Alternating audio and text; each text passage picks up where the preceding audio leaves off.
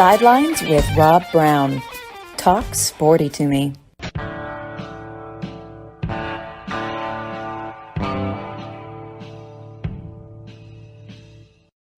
All right, Rob Browne here with you on this Saturday morning roundtable, the college football and basketball roundtable, live from Red River Ford Toyota in Wynne, Arkansas. It is cold. It is opening day of duck season. We need water up here in Arkansas. I'm going to tell you that. We need about a 3-day, 5 or 6 inch soaker. But everybody's out there. Optimism, 95% of life is showing up with a positive attitude and a box of shells. That's how you look at it, man. We'll be with you the next 2 hours talking college football and basketball. I got Frank Duffy joining us from over in the mountains of North Georgia and Jasper, north of Atlanta. Of course, that's Duffy Realty. 20 plus years, over 40,000 homes sold. Frank and Rhonda Duffy. Check these great Americans out. Great people to work with. Jimmy Hodge checks in from Lake Zurich, not Chicago, Lake Zurich, north of Chicago, about 30 miles. Doug Dean will be in here with us in a little while. Buddy Martin, he'll warm everybody up when he's on with his warming personality. Of course, from Ocala, Florida, the limestone capital of the world. At least that's why the horses are so special down there. But we're with you every Monday through Saturday, 2 hours each day. And we talk college football, basketball, baseball, recruiting. We're a sports radio show and podcast. That's what we do because that's who we are. We don't get in the gutter with all that other stuff. We're a respite from it, man. You know what? We love talking sports. We get great guests, coaches, players, and we have a lot of fun with this stuff. I want to say special good morning. He's going to get the farthest listener award. Just got a text from my good friend Thompson Westerberg, Westy, on that E&Y accounting team up in New York City. That's right. But he's actually in Cabo San Lucas for the wedding of a close friend. What a great place to be listening to Sidelines. Thompson, enjoy yourself. It's about 31 degrees up here. It's cold and overcast, but wouldn't have it any other way. But thanks for listening. Jimmy, Frank, college football, I guess the game of the day, you got Tennessee at South Carolina. You've got Ole Miss at Arkansas. A lot of these are the rental wins that you have at this time of the year. And then it'll be rivalry weekend next Saturday, starting Thursday, Friday, Saturday. A lot of games. I mean, Ole Miss has got to play the Egg Bowl Thanksgiving night. So, and then we all know that that's one of the most intense rivalries that you see anywhere. Everybody listening, Kicks 96.3, Alexander City, Lake Martin out there, probably sitting out there on the beautiful 750-mile shores. Thanks for listening. And, of course, listen to us live, Sidelines, www.sidelines.live, and 680thefan.com podcast park in Atlanta. Getting a lot of numbers, a lot of people going to the website, listening on radio. Thank you. We appreciate it more than you can imagine. That's what we're here for. We're all trying to get better.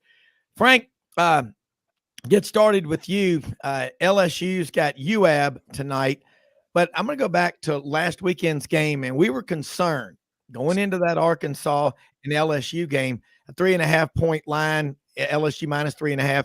And go back, Jaden Daniels was sacked 7 times in that game.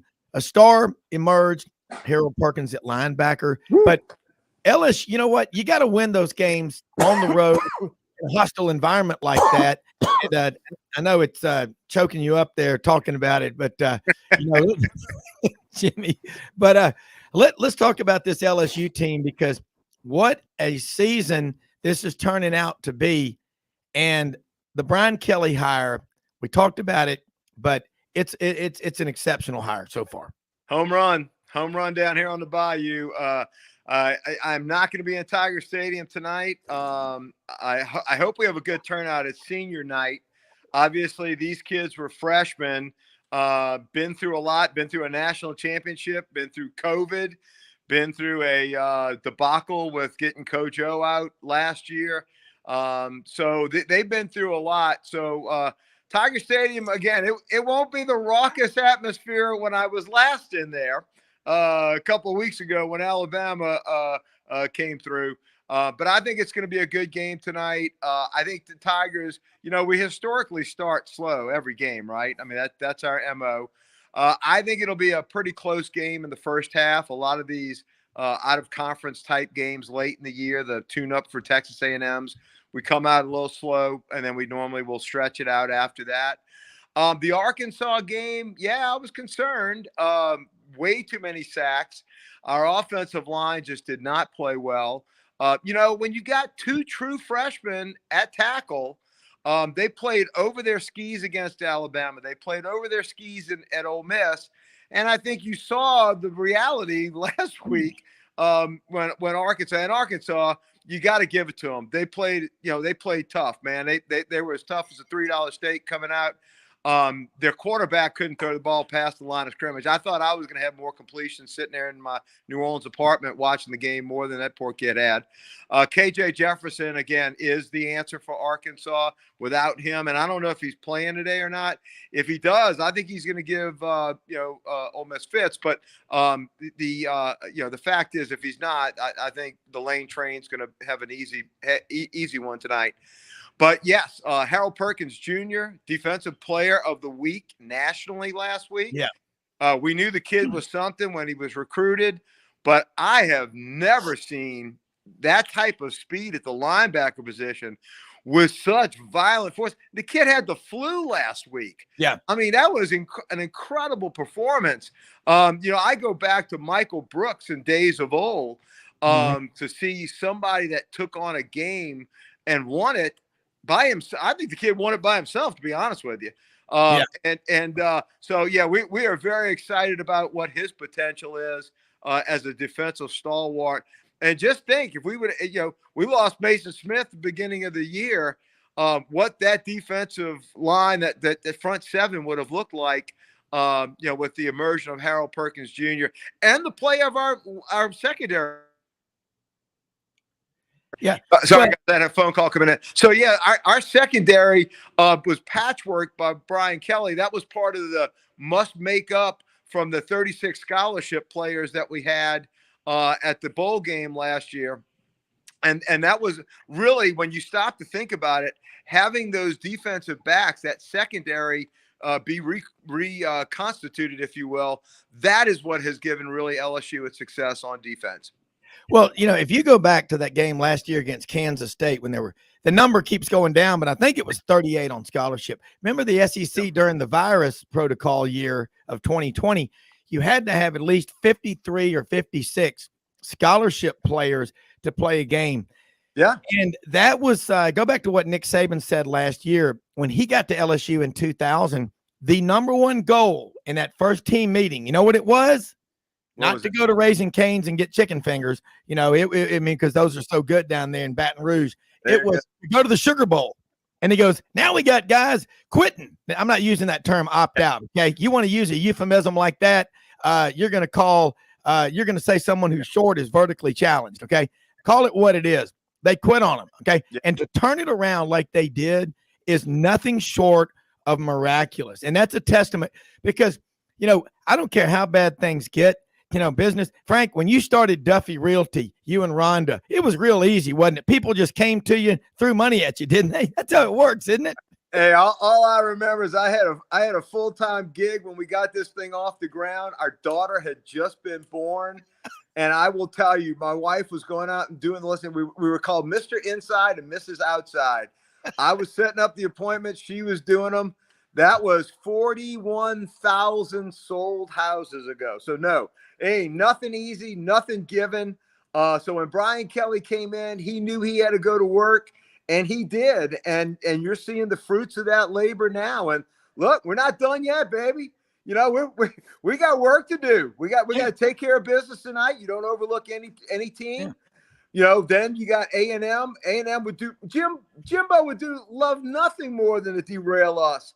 Especially after that butt whooping we put on them in Tiger Stadium 3 years ago, the Burrow year, beating them last year, in the Max Johnson flip-flop game. And then now, we've got the opportunity of going into playing in the MBS against Georgia in the SEC championship with the potential playoff berth. And look, yeah, Georgia's going to be better than us. Georgia's going to be favored over us. But let me tell you something. Georgia might beat us 95 out of 100 times, but that Saturday, two Saturdays from now, might not be one of those 95 times. It might be one of those 5 times. So, yeah. and I remember sitting in the Georgia Dome, Jimmy, in 2001, Saban's second year at LSU, when we had to go play a Tennessee team that already had all their roses ordered. They were all delivered to the Georgia Dome. They were all running around. They looked like some of those Spanish dancers with the roses in their mouth, all running around. Well, all I know is I could have picked up 5 dozen and brought them home to Rhonda that night because they were all left on the floor of the Georgia Dome. Well, expectations can be sometimes not met. Yeah, the throw-in Rastafari and Rohan Davey from Hialeah, Florida. Baby. I mean, I ran into him. I ran into him in the pregame of the Alabama game. He was at one of the tailgates. He's one of the nicest guys you will ever meet. And I'll tell you what, he can put away some jambalaya. I watched 2 plates go down real quick. It might not be Jamarcus quick, but it was quick. Yeah. Well, and I'll tell you something. It's interesting what you say about this LSU turnaround and the takeaway. And that's, I mean, Brian Kelly and that staff, what they did, they identified weaknesses and they worked on attacking those. And again, he's a mature coach. He's won everywhere he's ever been. Not saying that it's going to be easy out there ever, but when things go bad, Jimmy's right about something. He'll get on a player like we all do, a fellow employee, one of our kids or whatever, rip them a new one. A couple of minutes later, go over and give him a hug and say, look, if I didn't care about you, I wouldn't be on your case. Let's go to, as Robert De Niro said when Nick Nolte was out there trying to have those guys rough him up, counselor, is that you out there, counselor? Jimmy, let's talk about this LSU turnaround because it's a cool story. One of the better ones in the SEC. They're going to Atlanta. Would you have taken that bet, Jimmy, if it was someone else's money, but you would win if you won? No, you couldn't find anybody that would, but I wanted to go back to that 2001 SEC championship game. They did it without Davey because on their first offensive possession, I think it was Kevin Burnett cheap shotted him about 4 yards out of bounds, and they didn't even call a penalty. It's crazy. And, I mean, it was just horrendous how they couldn't have called anything. Yeah, Matt Mock came in, and I think he was the MVP of the game. He was. I think. Sure was. Yeah, yeah. Him and Dominic Davis took over that game.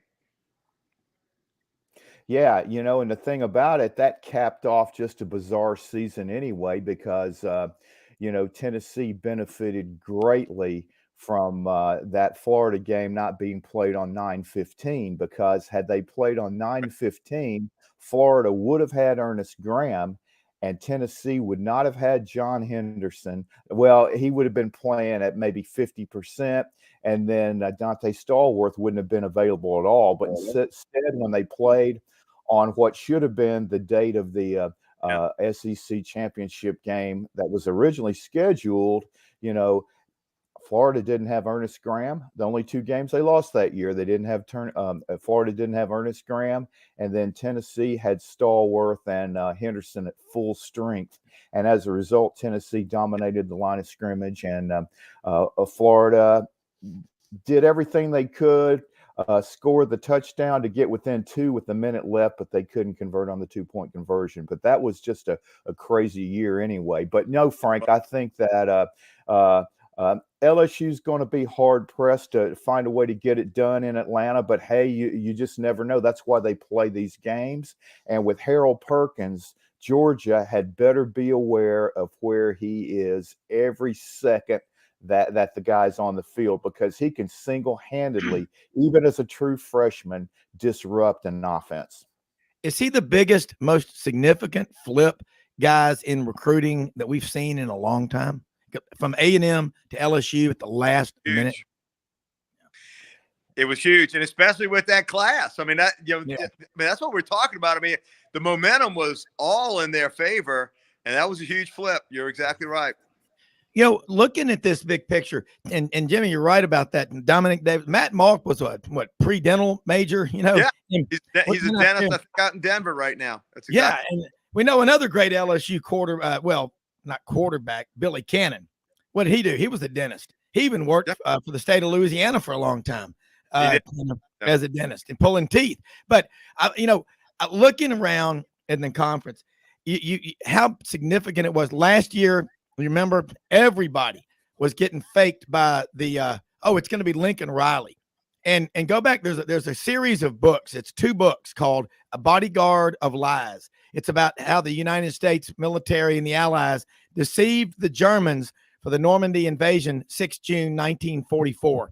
Incredible about counterintuitive logic, and you get Brian Kelly, but guys. I got to say this. People say, well, Notre Dame, I know Notre Dame's a great school. I'm not saying it's not, but so's LSU. I know a lot of LSU grads, and to sit there and say, well, the entrance requirements are nothing, they still are. I mean, the Pennington School of Chemical Engineering, landscape architecture, the vet school, LSU's got, they got medical schools in New Orleans, isn't it, Frank? Yeah, in the South, we always seem to, we don't have any. Yeah, we do have standards, but Brian Kelly, I think, loves being in Louisiana. Frank, we got about 30 seconds before the break, but I bet you right now he could go to Commander's Palace and he'd get a table fast, wouldn't he? If he wanted really good gumbo, he'd come right here to my kitchen. I'd take care. Yeah, no, he is the toast of the town right now, and we gave him that pass for that fake Southern accent only because it was an A for effort. He was trying. So, no, we're cool with Brian Kelly. And let me tell you. Hold those thoughts. We're going to take a break. We're going to come right back because I'm with you. And you're our LSUologist, Frank Duffy, Jimmy Hodge, Doug Dean joining us soon, then Buddy Martin. Opening day of duck season. Lot to talk about after this.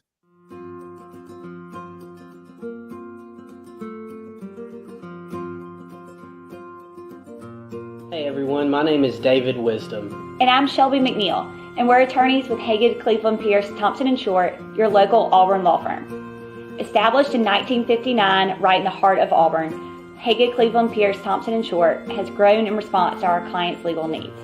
We're a full-service law firm focusing on the legal issues our clients face.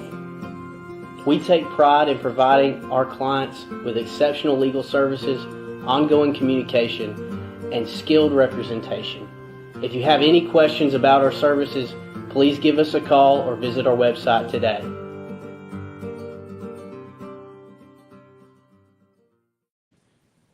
All right, love having them as sponsors, man. Auburn law since 1959. Haygood, Pierce, Cleveland, Thompson, and Short. I've known Phil Thompson, one of the partners in the law firm, for 40 years. Okay, they are great people to work with. If you're in Auburn, it doesn't matter where you live. You can work with them. They're licensed to practice all over. Great people to work with. Set up a time to come in there, coming in for a weekend, coming in midweek, whatever. They're available, but they know it from A to Z. And Frank, in the real estate business, you can't do anything without having a closing. All the types of law, they are prepared to work with you. They've got 9 attorneys in that office, plus a great support staff, and we are damn proud to have them as a sponsor of Sidelines. All right, guys, let's talk about some of these games. I think you look around this Ole Miss Arkansas game, right? And our Ole Miss Arkansas, this is going to be in the 20s up there. I saw Cole Kubelik. There's snow and some sleet on the ground up there in the northwest corner of Arkansas. I mean, you better be ready. And Ole Miss, now they're out of contention for going to Atlanta. They came up short against Alabama, went down to the last play, didn't get the job done. That's where the coaching staff, guys, has to pull these guys together and say, listen, who are you playing for? You're playing for the guy on your left and your right and for each other. You're playing for this brand. You think that message gets through? What do you think is going to happen? Start with you, Jimmy. Arkansas at home against Ole Miss. Ole Miss is only a 2.5-point favorite in this game. Another weird line going into Fayetteville. I don't know how weird it is. Those odds makers seem to be on the money every time. I'm saying, So they set one of those spreads, and I They were think right Barry on Odom, Arkansas LSU. Yeah, and Harold Perkins saved the day. Let's just put it that way. And if KJ Jefferson was in the lineup, like I said, we might be having a different conversation. But again, that's part of the game. You've got to deal with all kinds of different circumstances that take place during the season, during games. You have to make adjustments, because you have no idea what's going to happen. But I do feel strongly that Barry Odom is going to put together a scheme like he did 2 years ago against Matt Corral, when they went with the 3-2-6 alignment, and they intercepted 6 passes. Maybe it was 8 or 10. That's how many it seemed like. But anyway, I think he could very well be cheating 8 guys into the box, take their chances with press man coverage, or maybe provide some help with Mingo, and then take their chances, because that crowd again is going to be raucous, and they know how close they came against LSU last week.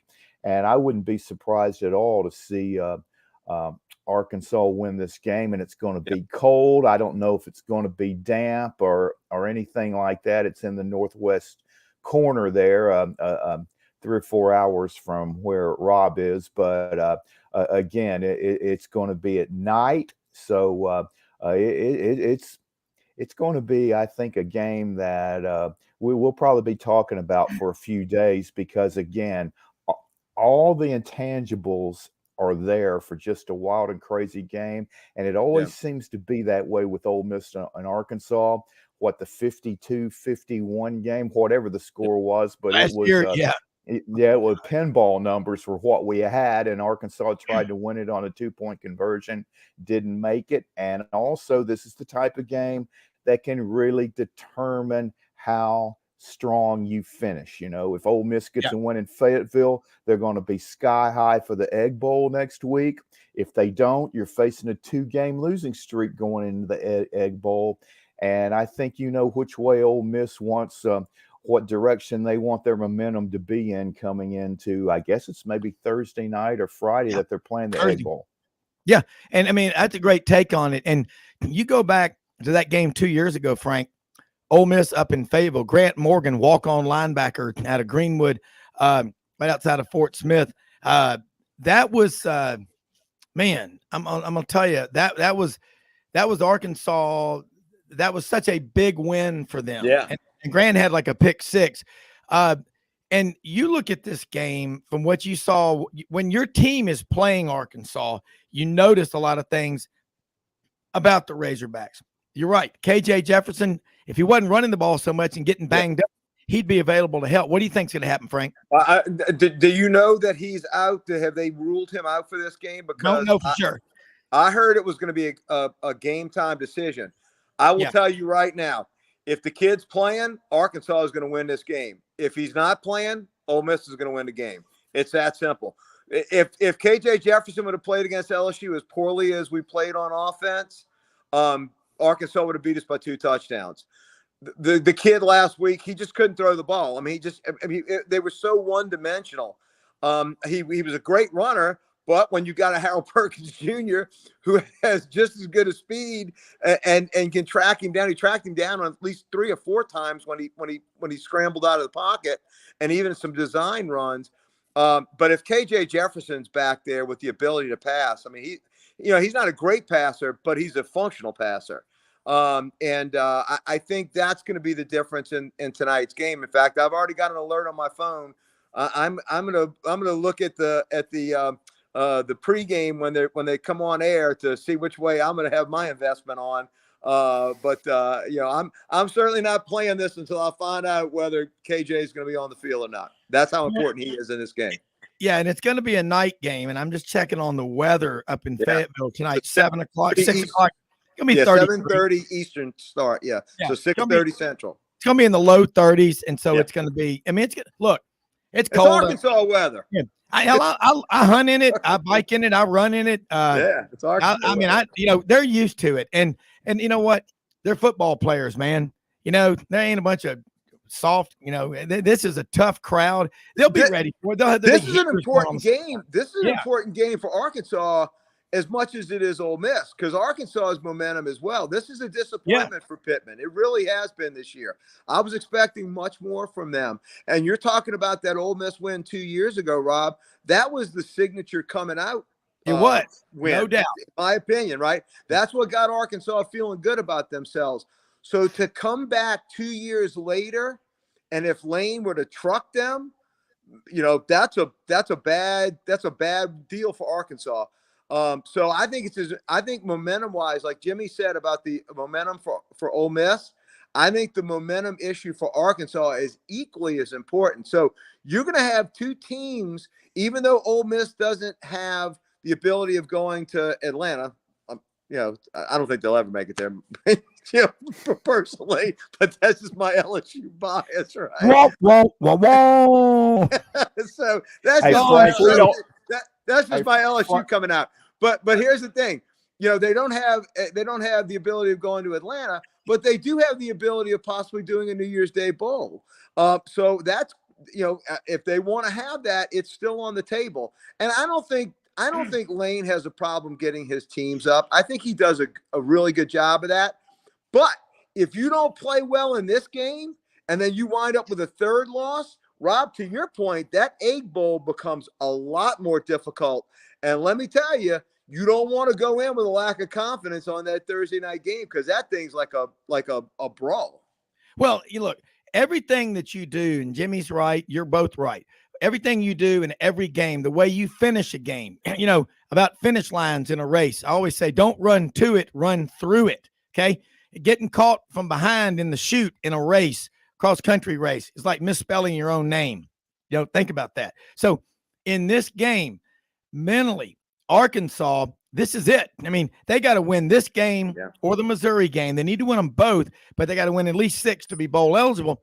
Then you get that additional 20 days of practice, and a lot goes on. That's when the coaches really start playing a lot of the younger guys, and you've got 20 extra days of practice. I mean, that's invaluable to you. Now, I think about this matchup, Arkansas, again, we don't know about KJ Jefferson. We don't know if he's going to play, but that's why it's so important to have backup quarterbacks. Malik Hornsby just wants to get on the field. He can play quarterback. He can play wide receiver. Or what is he really? And then Fonte, the guy that played some last week, a backup.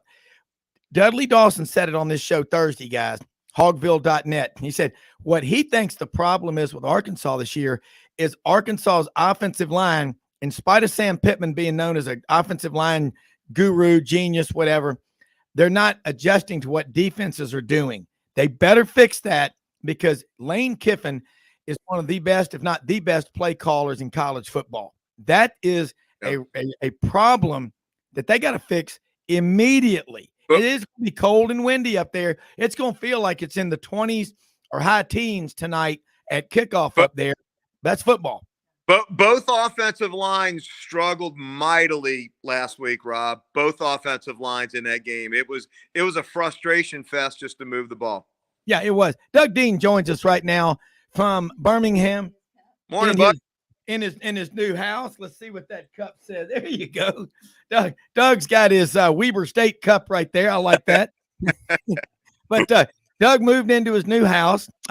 Jimmy Hodge, Doug Dean, Frank Duffy, Rob Browne broadcasting live on this Saturday morning college football and basketball roundtable. And Doug, Tigers got Western Kentucky today. All right. It ain't going to be an easy game. Talk about weird lines, but Auburn's offense is non-existent. They had one pass reception last week against A&M, but they got the win. The interim coach beat the $100 million man. What a storyline that is. That was a huge win. Yeah. But Doug, what about this matchup today? Auburn and Western Kentucky. Well, like we all know, when Auburn and the Hilltoppers get together, you can throw the you can throw the book out. And actually, with this Auburn team, and I love Cadillac, what made for Disney, heartwarming story it's been for Cadillac to get this opportunity for 4 games. I'm sure that crowd was rocking, Rob. That y'all were rocking last week. That was incredible. Oh my God. And I don't think it's hurt the Auburn brand at all that, none of us would like to ever want to endure.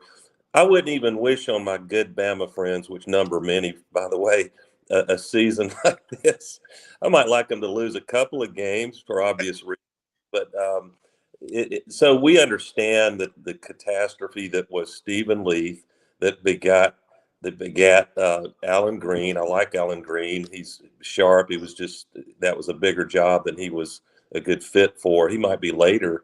If you come bring Alan Green in when everything is rocking and you've got the right coach, I think it'd be marvelous.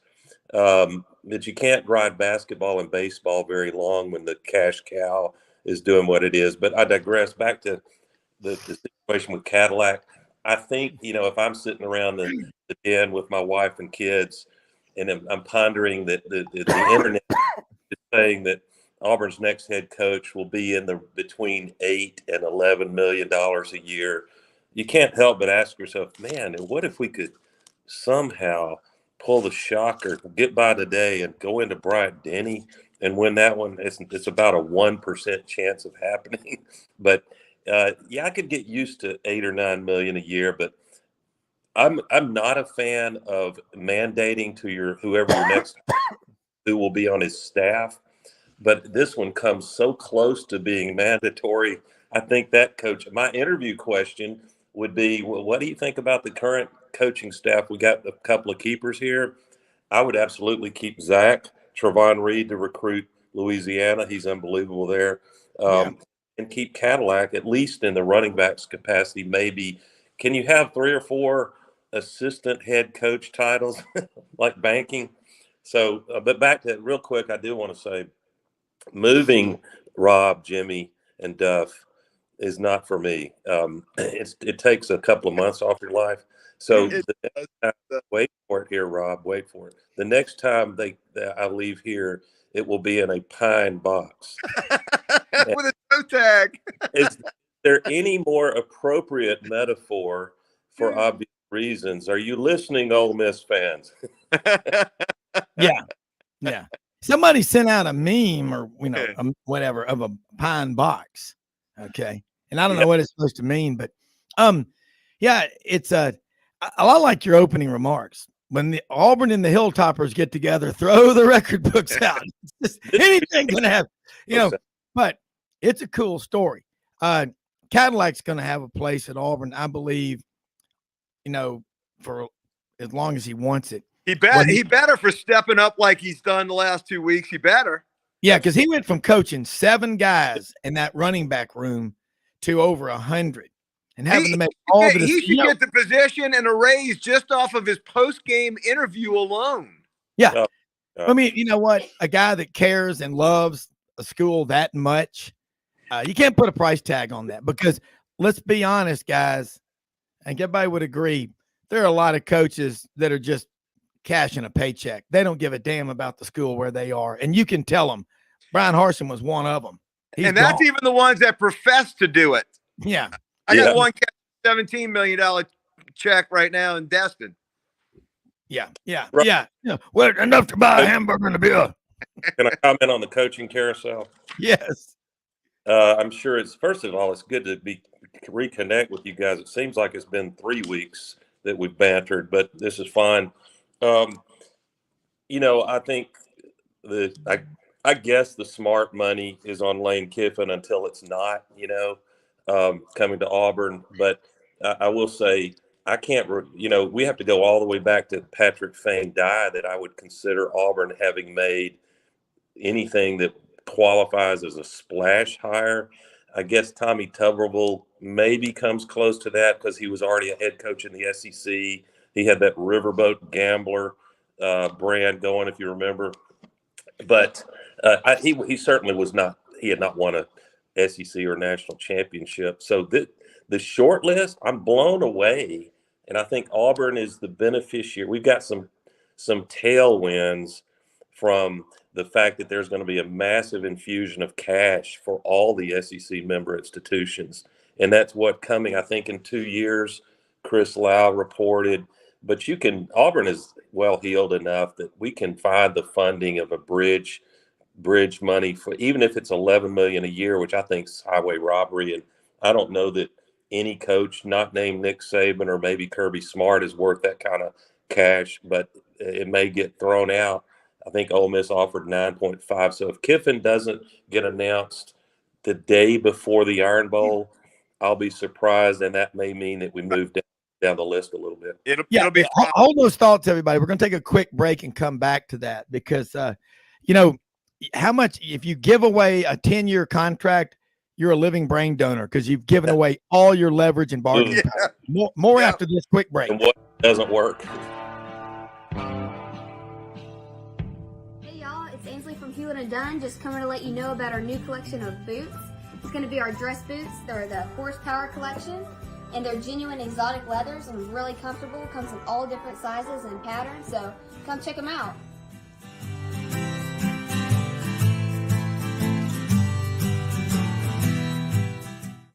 Red River Ford and Toyota, located in Wynne, Arkansas.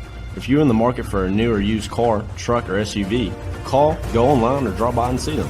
Located 45 minutes from Memphis, go off the 4-city exit on I-40 and go north about 15 minutes on Highway 1.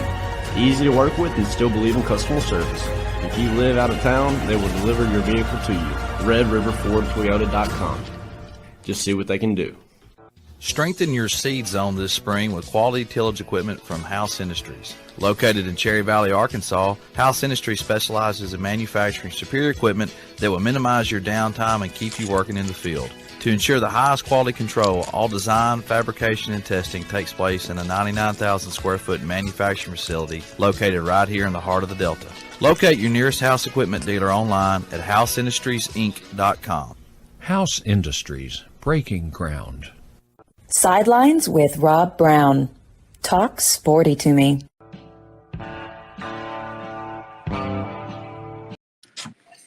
All right, Rob Browne back here with you. Doug, you were on a roll before the break. You want to continue? Yeah, real quickly, because I want to hear Jimmy's take on the Southeastern Conference and playoff college football scene right now, since I guess people be blessed with unique and undesirable objectivity.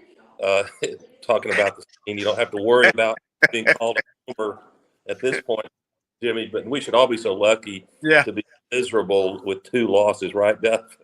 No kids fall away. I mean, that's the Alabama brand to Saban's credit. But, I don't remember the proverbial short list, and even adjusting for the fact that Jimmy Sexton is creating smoke screen that Auburn might be in on freaking Ryan Day at Ohio State. Those are not all real overtures by those 2 and some other coaches about Auburn necessarily. There's the theatrics that get you a contract extension, or just get your name out there as endeared to your fan base and an elite coach. It helps you at contract renewals. So if Kiffin decides to stay put, I think that signals that either he wants to see how far he can get with Ole Miss, or it signals that he might think he is coach in waiting at, dare I say, at Alabama, whenever that is, or at Texas A&M, programs with almost unlimited reach. But I'm blown away at the Auburn brand, and Cadillac gets an assist here that we can have a 3-win team and pack Jordan-Hare Stadium with kind of electricity, and the NIL funding is really hitting its stride. That new facility is creating a buzz. So I'm just not used to Auburn having our third might be a doggone elite head coach compared to what we normally hire. Well, when was the last time Auburn hired a big name coach who'd been around 10 or 15 years? I mean, it's just I want to know. I mean, Gene Chizik came in with a 5-19 record from Iowa State, but he'd been at Auburn before and he knew what Auburn could be, and he was there 02, 3, and 4. And in 04, he had the #1 defense in the country. So I think the Auburn brand is powerful. Wall Street Journal ranks it Texas, Alabama, Texas, Alabama, Georgia, Oklahoma, Auburn. Auburn's brand is worth almost $900 million. And that was a year ago in August. You win an SEC championship, Bruce Pearl, another World Series trip with Butch Thompson. Anytime you win in any sport, that just increases brand visibility. But I think that NIL money that's out there, Auburn's got it. They're putting it together. They're late to the party like Alabama. But I just hope Auburn doesn't make the mistake that A&M did and hire and really hire, bring in a bunch of kids that really don't care about Texas A&M. You can tell that by the way they play. I mean, it's a disgrace what Texas A&M has done this year. Aren't you going to see some Aggies, these 4 and 5 stars, some of them flooding into the portal in December? Yeah, but do you want those kids? I may not. Yeah, I mean, I'm just saying, you know what? Nothing's worse to be around than a roster full of high, super talented kids with bad attitudes. I mean, whoever wants to tackle that one, do it. But got a question for you. This is from one of our listeners. An interesting question. Who is this from here? Levon Helm, Turkey Scratch, Arkansas. Love this guy. Discussion question. Levon Helm, lead singer of the band, I might add. That's right. Why not allow?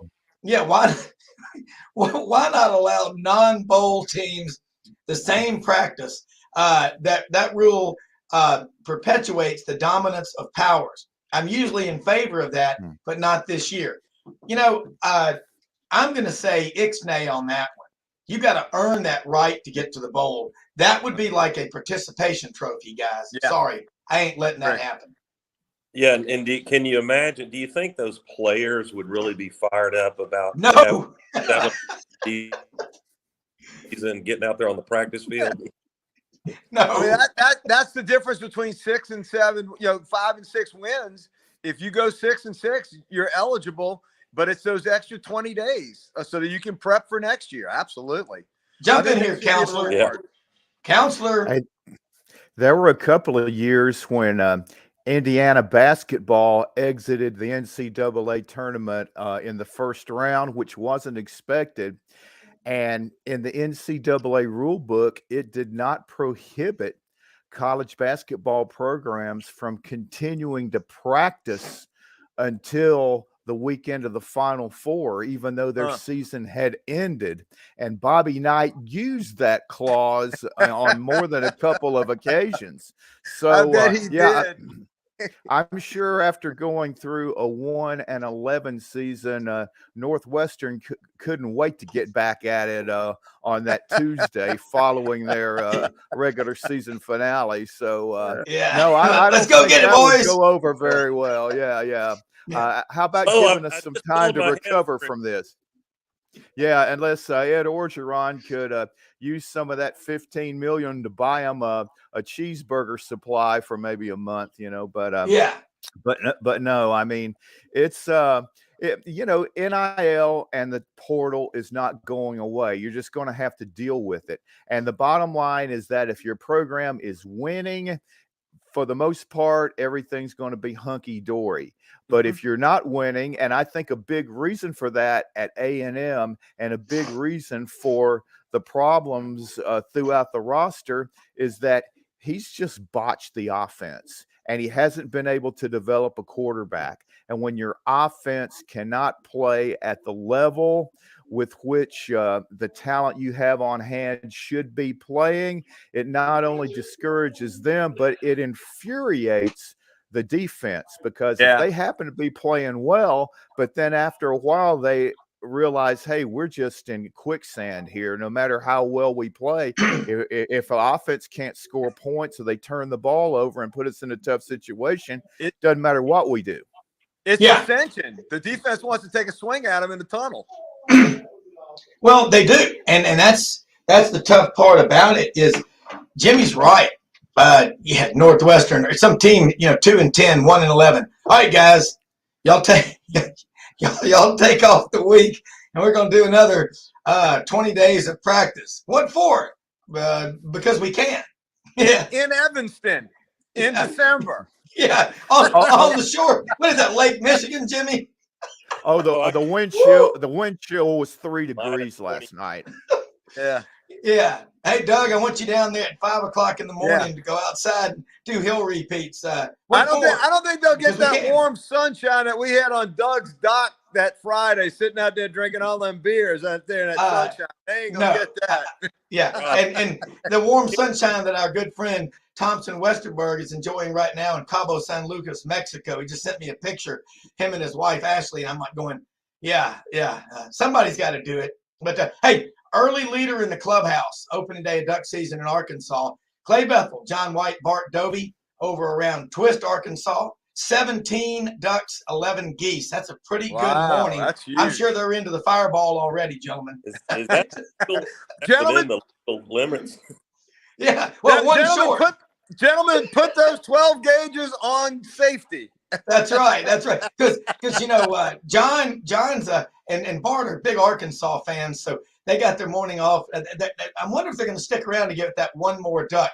Generally, the rule in Arkansas is once you get your mallards, you're out of there. Now, scrap ducks to my crowd of guys are pintails, widgeons, and stuff like that. But hey, those breasts cook up too. Yeah, MJ made his gumbo last night with scrimp. Damn right, brother. Duck and andouille sausage with a roux, as I said yesterday, as thick as a quart of Quaker State motor oil. I mean, look. Dude, duck gumbo is great. I don't cook it a lot because I'm not a hunter. I mean, you're a lover. I'm all behind y'all doing it, but I just don't get out there and freeze my ass off in the mornings. I stay here by the fire. But I will tell you. Look at that fire. Let's get a little fire shot there, Frank. Show us the background. There you go. We need get that flame going, man. I want that flame going. I'm a pyro, man. It's going good, man. Hey, look. Hey, for a boy that grew up in New Orleans who had to have Santa Claus come down in a fake cardboard chimney, I'm doing pretty good up here in Georgia. Hey, with the fire, Audrey said with Frank now, it's the fireside chat brought to you by Woodford Reserve. Hey, look, I even got my little dog. He can play as Fowler. Leo can go as Fowler. For all you history buffs, that was Roosevelt in his fireside chat, and he had his little Scotty dog with him and all of those. And you got to put your blanket across your lap. By the way, talked us off the ledge out of a depression and a world war. And I'm a big Republican. That's as nice as I'm going to say about Democrats, but he did do that. That's right. Doug Dean, jump back in. Yeah, this is so fun on a cold Saturday morning. But speaking of hunting, I should be getting a report from my guys with high-powered rifles piercing the frigid air in Dallas County that I sat it out to keep the peace at home since we just moved in. But Duff, just looking at your background, you can't hide money, Mr. Duffy. But hey, I got a successful wife. That's all that matters. Here is the poignant question for those curious about who Auburn will hire. Let's say for a moment, if I'm not alienating your Ole Miss audience entirely, I don't mean to do that. Coaches, I've already pissed them off. They're all mercenaries, if we're honest. They love you, Frank. But here's the question, guys: if Twitter dies and even Elon Musk cannot revive it, is it really worth hiring Lane Kiffin if you have no Twitter? That's a good point. Jimmy, Doug, that is a question. He's going to have to resort to Getter. Hey, yeah, that's right. Yeah. Hey, here's a text from Levon Helm. If y'all know where Turkey Scratch, Arkansas is, I'll buy each of you a steamer pack with a case of hams. You know where Turkey Scratch is? Anybody want to take a guess? Oh. It's near Marvel. Y'all know where Marvel's next to Helena, where my grandparents are from. Helena, Arkansas, Phillips County.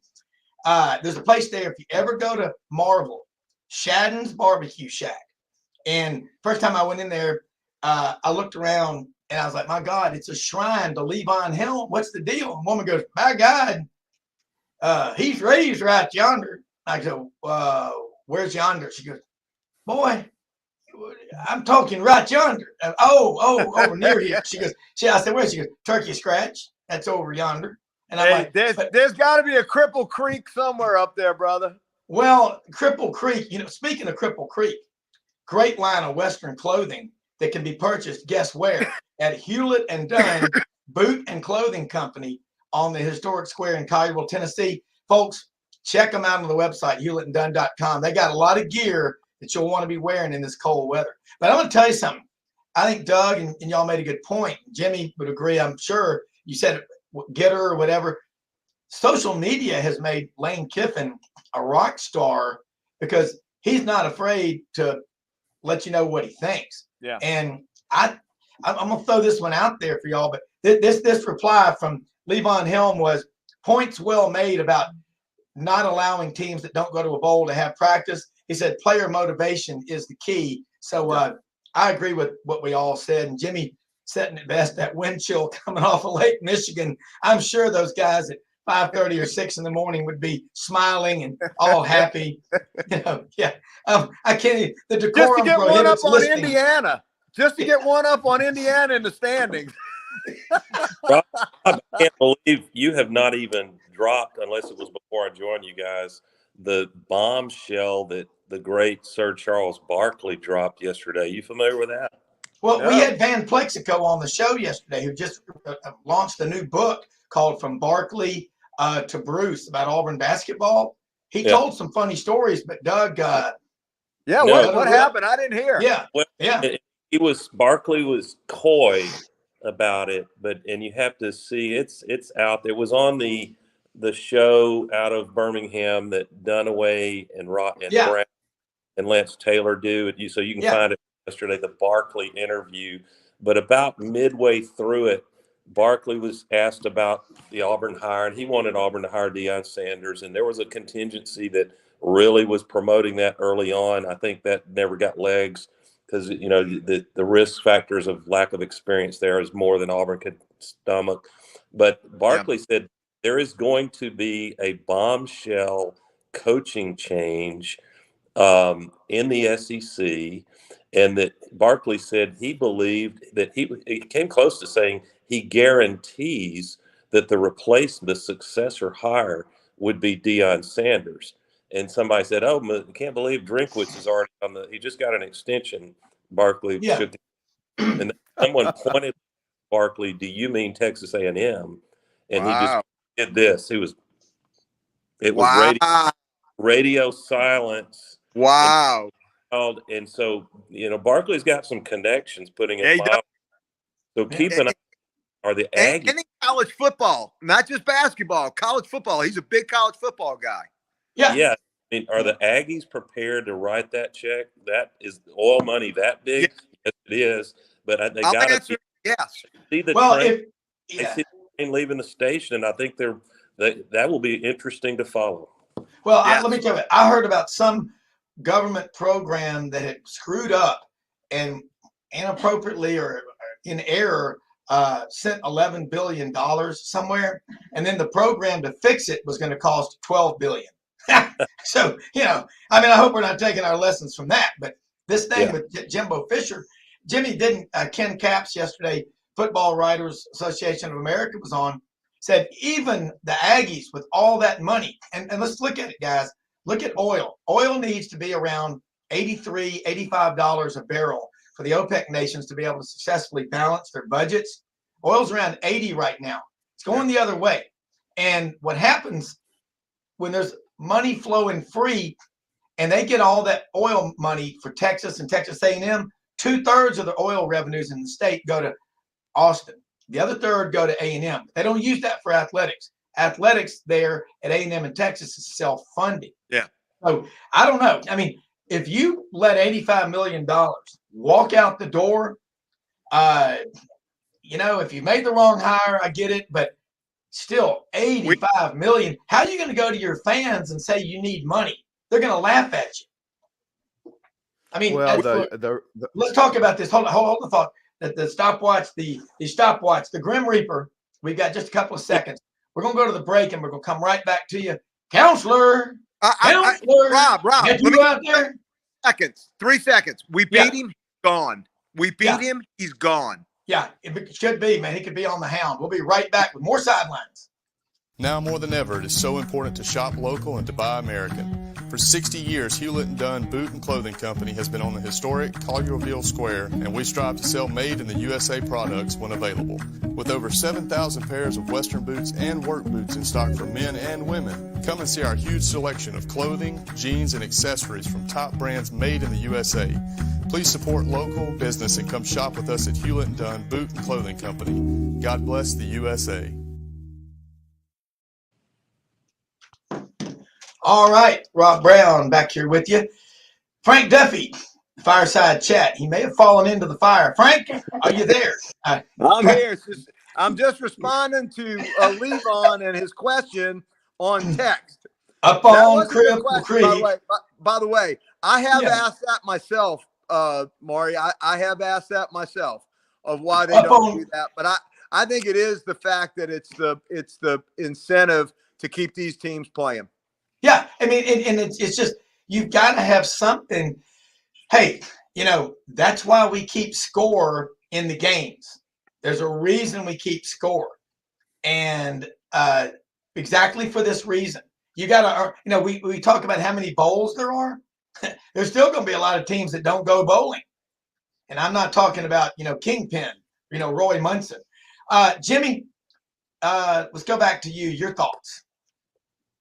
Well, when it comes to these buyouts, I mean, it's always your wealthiest individuals that have traditionally looking good, Frank, made the biggest contributions to your athletic department. So it's going to be those guys that foot the bill. It's not going to be the university because they can't justify that because they're getting their operational expenses from the taxpayer. So again, but A&M for decades has had more wealthy alumni than you can even count.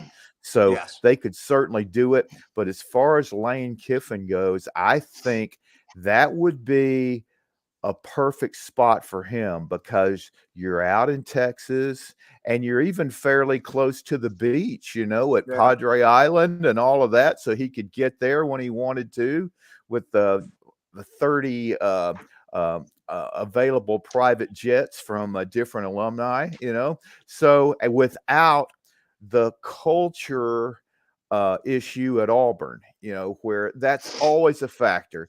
Does he have any kind of past connection with Auburn? Did he coach there at one time, or that type of thing? And because the faction that demands that, Brian Harsin is a classic example of why not to do it. And so he would have that huge contract and then still have that goal of being able to accomplish something that hasn't been done at A&M in any fashion, win a national championship. It hasn't been done, I think, since 1938, but yet they have all the ingredients to do it. I think he would thrive in that type of setting.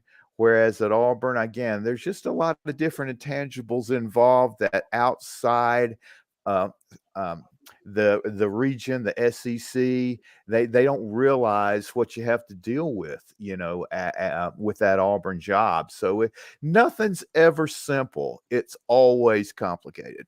Yeah, Jimmy, along the lines of what you just said, A&M's last national championship, I believe it was 1939. But when they joined the SEC, they won two more. They went from 1 to 3. Absolutely amazing. Just like after Coach Bryant died, in the summer of '83, Alabama went from 6. They had a great June, July, and August. They won 5 more national championships and came out with 11 in 1983. Wayne Atchison did that. You know what? Hey, Auburn, drop a hint here to you. Why not claim the 10 that you have? Don't worry about how many Alabama has. Well, we don't want to look like Alabama. Well, then be Auburn. But that's just Java. You got to get rid of that and claim them. Pitt used to claim about 10. Michigan claims 11. But that A&M story, Jimmy, I still think no matter what happens, and I'm going to call him Ross Bjork because of this, instead of pronouncing it correctly, Ross Bjork. Ross Bjork, does he lose his job if they buy out Jimbo? Well, I think a lot of fans may call him Ross Bajoke, if it doesn't work out. That's mild, Jimmy. That's mild. Yeah, Bajork. Yeah. And again, though, that was the classic example, Frank. 2 years ago, the LSU, acted like they really wanted to get Jimbo, and that scared the A&M people, and the timing, was just right.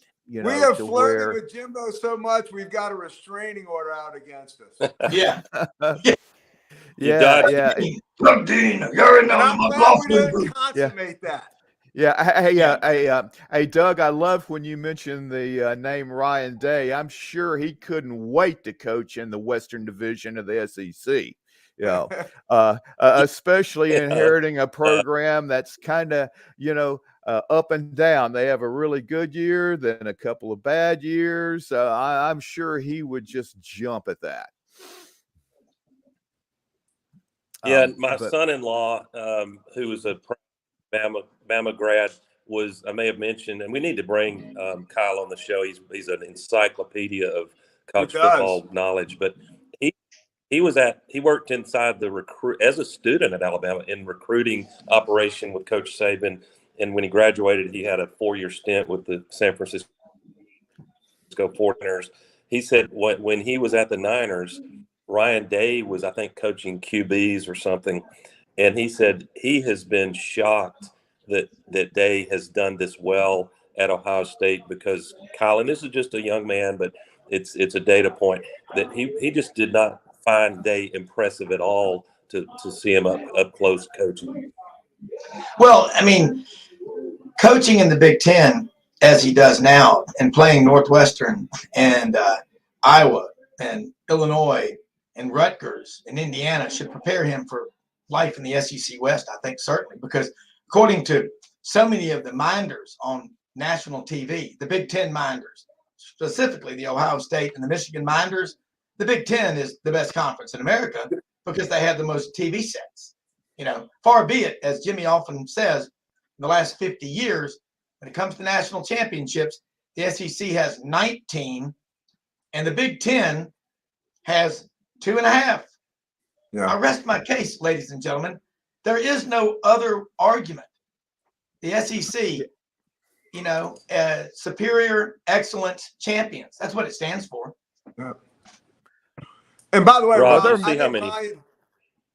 I think Ryan Day reminds me a lot of Les Miles. I think he was the benefactor of his predecessor, a good recruiter. I don't think he's too much on X's and O's.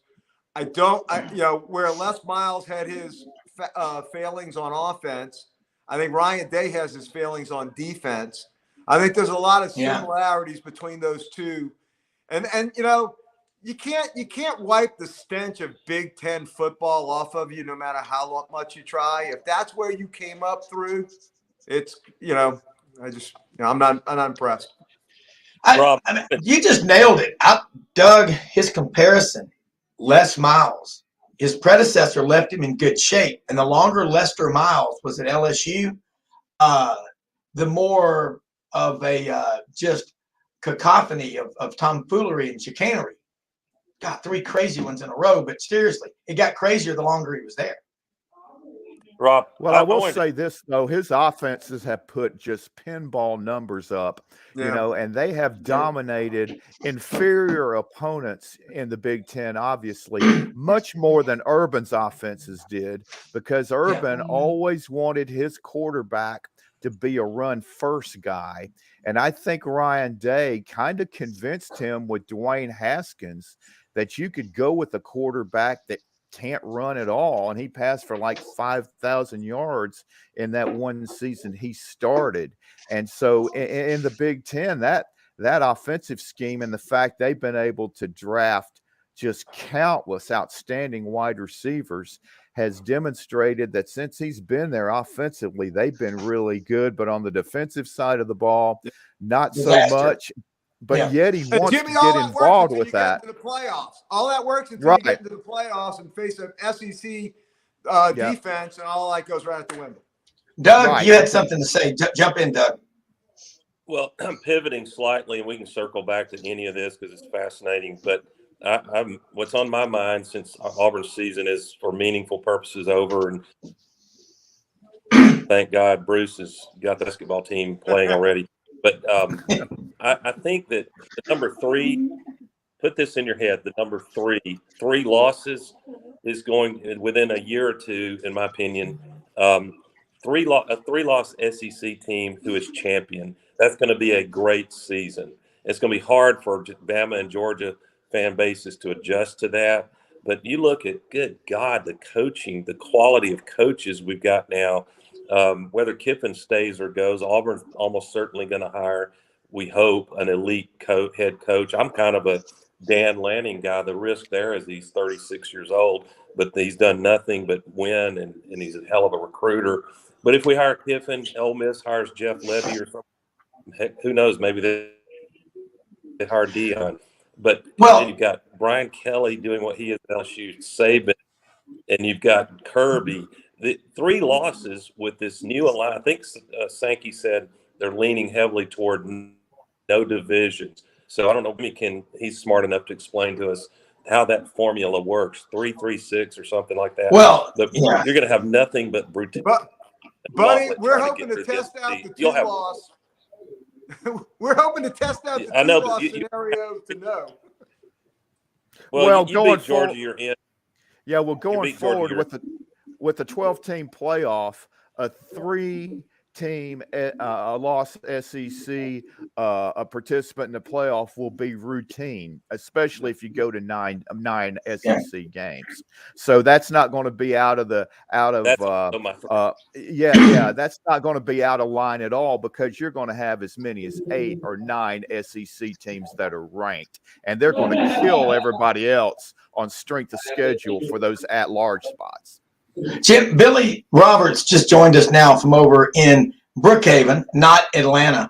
Billy, talking about this, you could have a 2-loss. LSU beats Georgia, which would be a big if. But if they do it at 11-2, you ain't keeping them out of the playoff. SEC champion Tony Barnhart, Mr. College Football, earlier this week said, if you're a Tennessee fan, you got to be pulling hard for Georgia.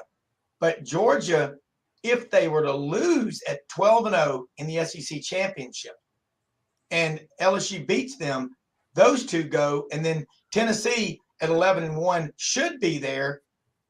Most people will say no way the Big Ten would explode.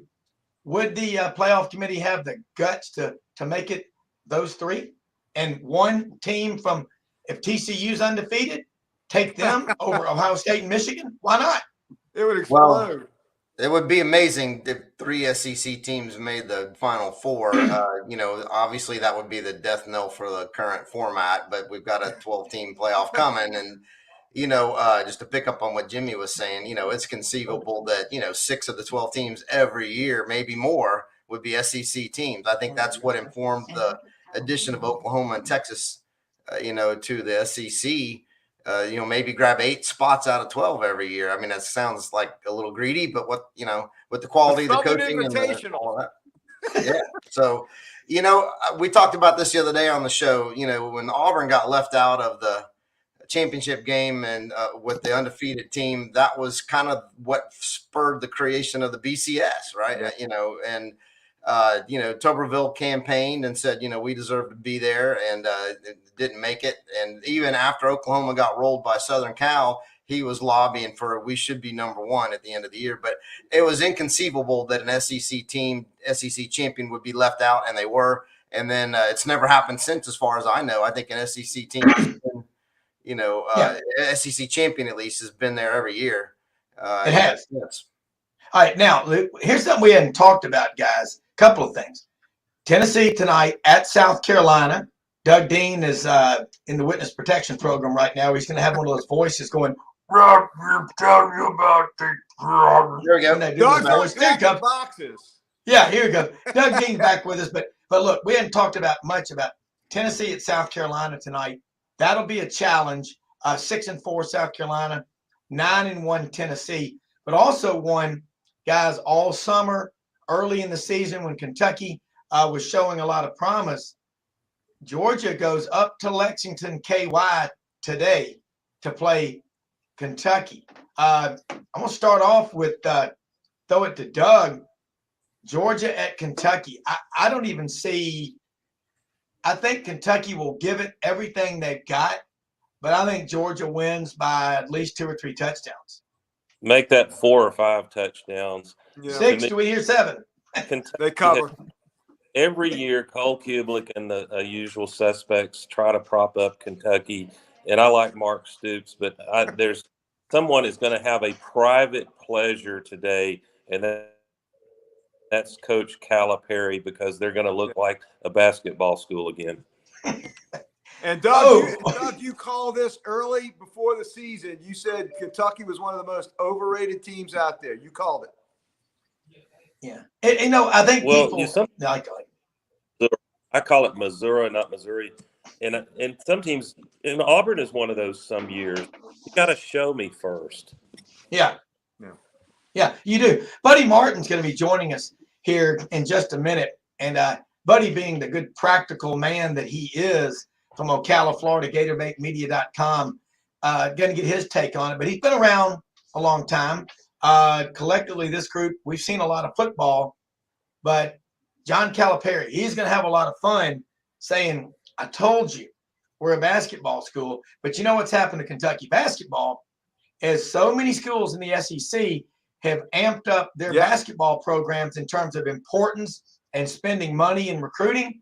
Kentucky no longer just kind of pushes everybody around.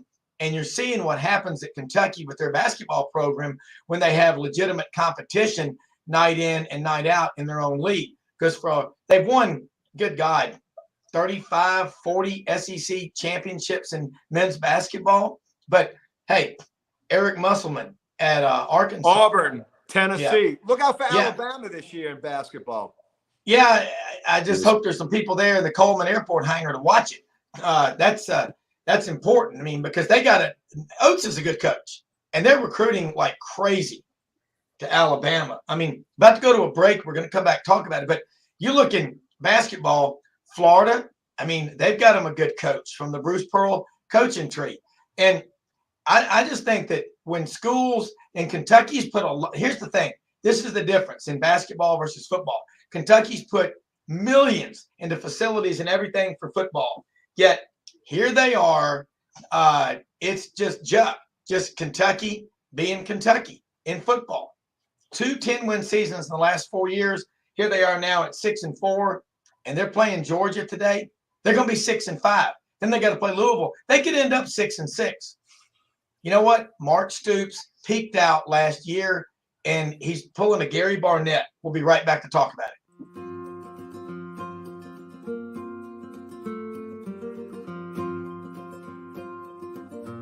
Hey everyone, my name is David Wisdom. And I'm Shelby McNeil, and we're attorneys with Hagen, Cleveland, Pierce, Thompson & Short, your local Auburn law firm. Established in 1959 right in the heart of Auburn, Hagen, Cleveland, Pierce, Thompson & Short has grown in response to our clients' legal needs. We're a full-service law firm focusing on the legal issues our clients face. We take pride in providing our clients with exceptional legal services, ongoing communication, and skilled representation. If you have any questions about our services, please give us a call or visit our website today.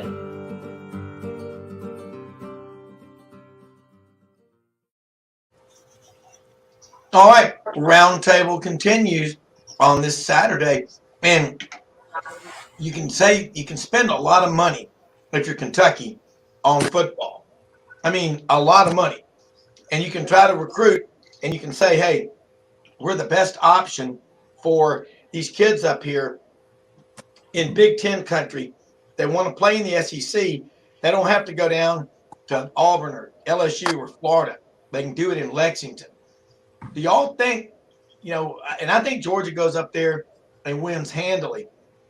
You think Mark Stoops jumps to a place, if there's an opening, another school in the SEC, like a Texas A&M, if that opening comes about, and who knows who's going to be, if they make a change, but how much longer does Mark Stoops stick around at Kentucky?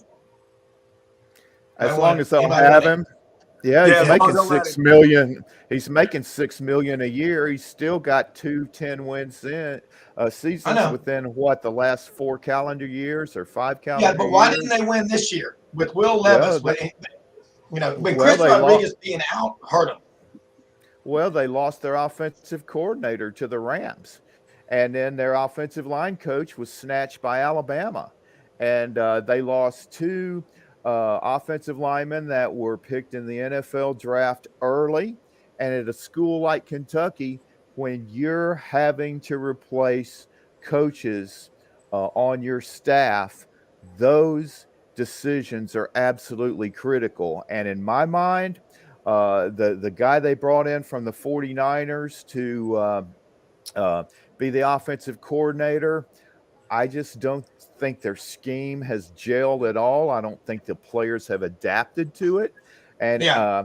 and Levis missed a couple of games. There is no way they lose to South Carolina if Levis plays in that game. But I think the Ole Miss game took the air out of them.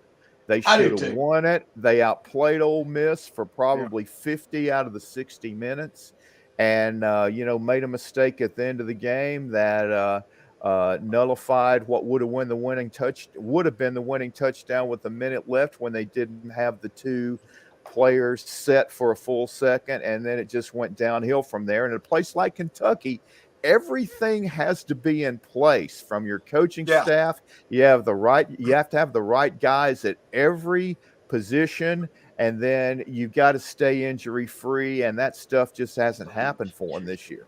Jimmy's reasoning means there was a lack of continuity between the years, and Kentucky has always been a victim of that. Yeah, hey, Doug Dean's got a in the program. It falls off. Yeah, Doug, you got some closing comment real quick before you have to go away and I think unpack. We all love moving. Just go buy a pickup truck and everybody will love you because, hey, can you help me? No, I've got to do my nails. Can't make it. Yeah, I'll give you a parting shot of provocative thought for the day. If I'm Greg Sankey and I'm giving the state of the conference address, I'd say the state of the SEC is stronger than it's ever been, and it is a gauntlet. It is not for the faint of heart to come down here from Notre Dame and coach. Well, wait, somebody did that, and it's working out just fine. But look at this. Auburn could, let's say Auburn Lane Kiffin if he wants to come there. And Jimmy's right. I don't know that it's a perfect fit, but it's at the point where you need a splash and you just got to win games, figure out the fit either the right way or the hard way, replacing him down the road. But you look at the coaching staffs in the programs and NIL funding throughout the league, with the exception of a couple at the bottom. You're going to have coaches flood. I think Auburn right now is benefiting from the tsunami of money and attention on the SEC. And it's not just the Auburn brand getting names like we're seeing on the short list. So, but you could hire Lane Kiffin and then still watch the next 3 years, watch Tennessee beat Georgia in the national champion. Well, it'd be the semifinal if they make the playoff. And I don't want Georgia fans, but Tennessee finds their footing and get that pass back. They knock off Georgia. Then a year later, Kirby wins it again. And then in Saban's last year, Saban wins the national championship. You've gone 3 years with a Lane Kiffin at $100 million over how many years, and you haven't won anything big. That's the state of the Southeastern Conference right now. I absolutely agree. Doug, look, thank you so much for taking time to be on here with us. Love it always. Have fun moving, and we'll be back with you Monday. Hey, Doug, I'll bet you one of your awesome tenderloins that Lane Kiffin is announced 6 days from now as y'all's coach. I'll bet you one of your tenderloins. Man, I hope so. It would definitely be a splash. I'm trying to picture Joey Freshwater strolling down Donahue at a Tiger Walk. That would be great. Yeah. He's gonna sneak out in the Tuberville Tunnel. You watch. Yeah. That'll be fun. All right. Let's see what that happens. Yeah. You do too, Doug. Buddy Martin. Martin. Yeah. Rob, one of the things I think that Doug was starting to allude to before he had to leave was that, it is a grind in the SEC. It's super intense, and the coaches have just got to be, fanatically devoted. it may be that only, a coach can only do it for 10 years and then there's diminishing returns. And maybe that's what happened with Stoops at Kentucky. Yeah. Tuberville at Auburn had a great run, but as he started approaching that 10-year mark, there were some diminishing returns there. Yeah. He's my second favorite Auburn coach after Dye, but he had a good run, but 10 years, Saban defies that a little bit, but he's superhuman. So if you take him as kind of an outlier, everybody else, about 10 years is about what they can handle because of just the workload, right? Yeah, the pressure. Buddy Martin, kick in here with us now, GatorbaitMedia.com, one of the top sports writers in the country. Check it out, GatorbaitMedia.com, and every Monday through Thursday night, 9 p.m. Eastern, the Buddy Martin Show, Twitter, Facebook, it's out there. Great guest, friends, Iron Duke Beard, Ben Troop. They talk Gators, SEC, college football, the big picture. Buddy, we're ready to hear your thoughts on this football Saturday. Gators pushing toward 8 wins, maybe 9 with the bowl game. Let her go. Good morning. Good morning, Rob, Frank, Jimmy, Bill. Good to see you again. You guys have had a busy morning. Lots of good stuff to talk about. I don't know. Gators aren't relevant according to the callers on Feinbaum. We've been told to shut up, go away. So I don't know. Maybe we don't belong in here with everybody else. But no, these games matter a ton. I mean, I never thought Vanderbilt, Florida would matter so much, and it doesn't as a SEC rivalry. Let's be honest. Nobody versus Vanderbilt does. But I got to tell you what's ahead of this team right now. I spent some time with Scott Strickland on Thursday. He was here in our hometown and had a chance to talk to him. And the story of how he got Billy Napier is fascinating. I won't bore you with all the details. Wrote a column about it. He went to the college football playoff selection committee about 3 years ago. And at that time, Florida was doing pretty well under a guy named Mullen. Little did he know as he got there, he'd be studying, as I said, like a telescope going to 30,000 feet, what was going on down in Lafayette, Louisiana. And sort of by accident, he began watching Louisiana's games. This is in Billy's 3rd year, I believe, there. Yeah. And he kept seeing this guy and his well-coached team and thinking he knew a little bit about him. And he began investigating it, and he found out that Billy had turned down 2 opportunities, not jobs, to go to the SEC teams because he didn't think it was right. He said, who from the Sun Belt turns down the SEC? What's this guy all about? And so Strickland began studying this guy for the next 2 years. He knew he was his man in a year later. Wow. And the time came, he was ready to pull the trigger. And Billy said, Scott said, I've got several candidates, and I throw in some names, but who would I regret the most losing? Because this is like a hot housing market. There was so many good jobs open. He knew he had to identify his guy right away and go. So he said, who would I regret losing? He said, Billy Napier. Wow. So immediately he went to Louisiana and sat down with the guy, and he said he measured up to everything he thought he was. Everything. He had a plan. He was smart, dedicated, committed, whatever, had a track record. He knew it was his guy. And so he picked him. And Billy came aboard and said, okay, look, half that money you're going to spend, I want $7.5 million to go for staff and for other support people. Yes, it's the Saban model. So he went out and hired 100 people as support group. Yeah. And we talk about depth charts. Scott, I'm talking about, so you talk about depth chart. Billy has he had backup dietitians.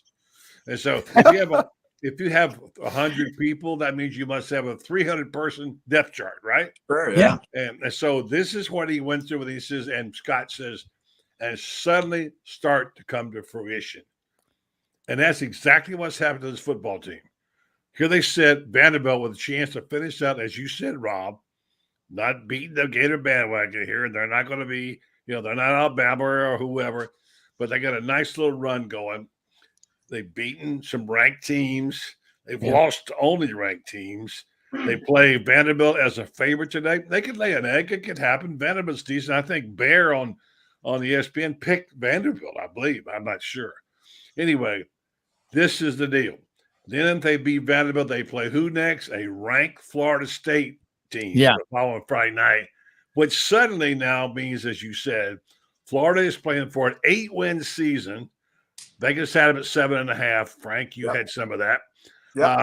And now you win that game, and all of a sudden you're not playing in the Weedebacker Bowl. You're playing, That's right. You got a chance to go to the Gator Bowl, Orlando, Tampa, and now if you have a 9-win season, I know it's all blue sky.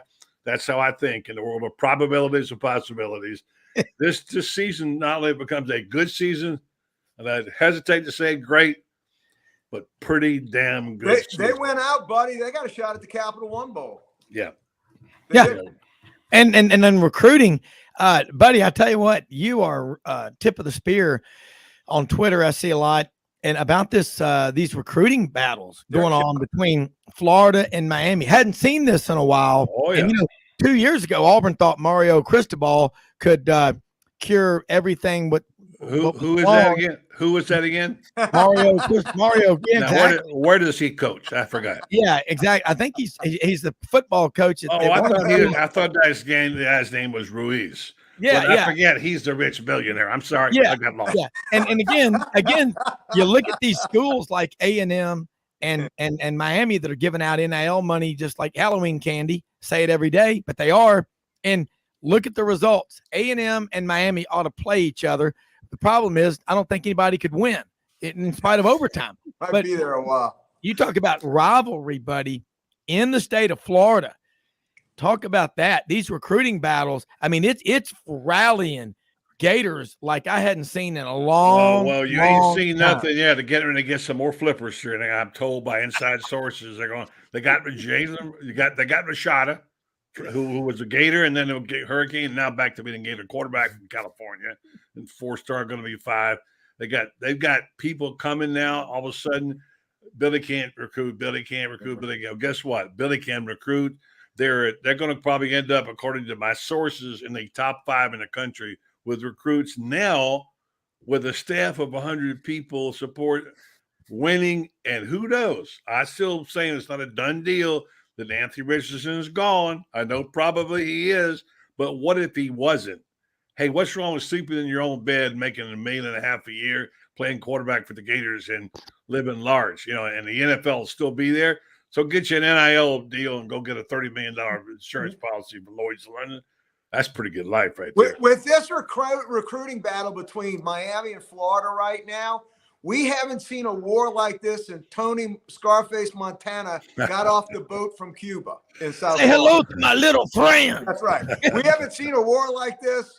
It's going to be on. It's going to be on for sure. So anyway, that's what's happened. Look, let's take one thing at a time right now, first and foremost. I like your team, Frank. They struggled last week. But, I mean, in terms of playing up until then, they were playing as good a football as it was. My God, a freshman. Yeah, really. Unbelievable. Yeah, you guys. And so, I mean, I don't know who I think Tennessee might get there ultimately, probably, if they just don't screw up. And we'll see what the playoffs will rot. But it's good in the SEC right now. You look at those top 5 or 6 teams, they're pretty decent. Some have fallen off the face. And look, I'm going to say it again. I'm sorry. The next person next year comes to me and tries to sell me how good Kentucky and South Carolina are. I'm sorry. I'm tired of hearing that. I'm tired of hearing that. All right. Yeah. Hey, Bo Carter just said to tell you hello. He goes, Buddy Martin is one of my favorites ever. Bo Carter's watching right now out in Dallas, Fort Worth, somewhere in the Metroplex.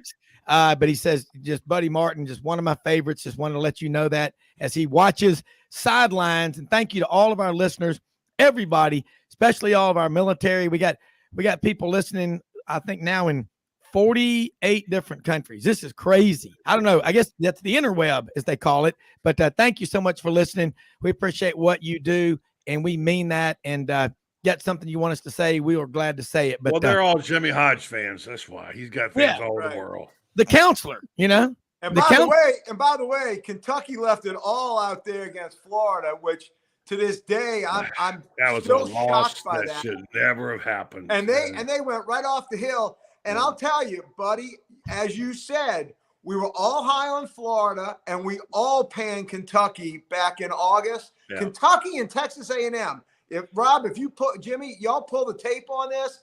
Everyone in our group, everyone in our roundtable shorted both those stocks, and we'd be all sitting, on Millionaires Row based upon our. None of us were sold on either one of those teams. Yeah, you're not going to sell me. I mean, you got to. If I'm going to buy a horse, and buddy, you know about thoroughbred horses down there in Ocala. Or I'm going to buy a hunting dog, and I'm going to look at the depth chart. I'm going 3 deep: parents, grandparents, and great grandparents. I want to see that dog, and I want to see some hardware on there. A&M in this millennium, 1 double-digit win season. They've got money. They've got the largest high school recruiting base in America. 1 double-digit win season in this millennium. Go to Alabama with 1/6 of the population. Alabama is on the verge of 15 straight double-digit win seasons. The last 50 years, the state of Texas, the whole state, God love them, has produced 1 national champion football team. That when Vince Young went around right in 2005 in the Rose Bowl to beat Southern Cal. I mean, buddy, Jimmy, Doug, Billy, everybody listening, you can have money, you can have facilities, you can have a passionate fan base, but if you don't have the right people in the right places, it's not going to work. And for the longest time, Florida couldn't do it. But they started when Charlie Pell came there. That to me was the most important coaching hire in Florida history. Talk about Spurrier, talk about Urban Meyer, all you want. But when Charlie Pell came in there, and buddy, you know it better than anybody, and we had Ward Pell on, his widow, that's when everybody started wearing orange and blue, even if they didn't graduate from there. The Gator Nation was born. We'll be right back to talk about it. Hey y'all, it's Ainsley from Hewlett & Dunn, just coming to let you know about our new collection of boots. It's going to be our dress boots. They're the horsepower collection, and they're genuine exotic leathers and really comfortable. Comes in all different sizes and patterns, so come check them out.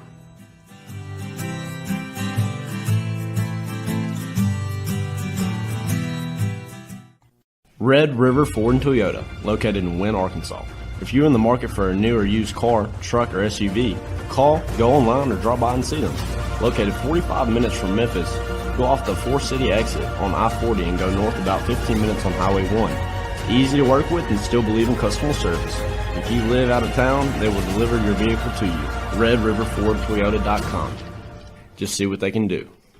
Strengthen your seed zone this spring with quality tillage equipment from House Industries. Located in Cherry Valley, Arkansas, House Industries specializes in manufacturing superior equipment that will minimize your downtime and keep you working in the field. To ensure the highest quality control, all design, fabrication, and testing takes place in a 99,000 square foot manufacturing facility located right here in the heart of the Delta. Locate your nearest House equipment dealer online at houseindustriesinc.com.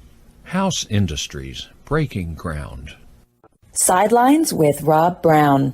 Talk sporty to me.